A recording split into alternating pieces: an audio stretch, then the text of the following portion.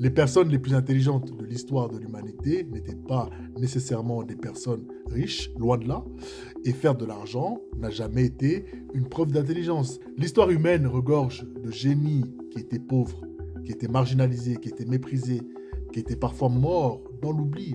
Et faire de l'argent n'a jamais été, je le disais, une preuve d'intelligence. C'est une preuve d'accès, c'est-à-dire d'avoir accès à un réseau, à une rente familiale, communautaire, à une opportunité et aussi à un moment favorable, à un kairos.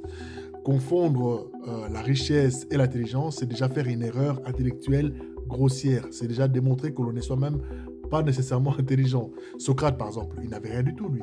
Il passait ses journées à interroger la cité, à procéder à l'accouchement des esprits, la maïeutique. Hein. On l'a condamné pour avoir trop pensé, pour avoir trop parlé, et non pas pour avoir trop gagné d'argent.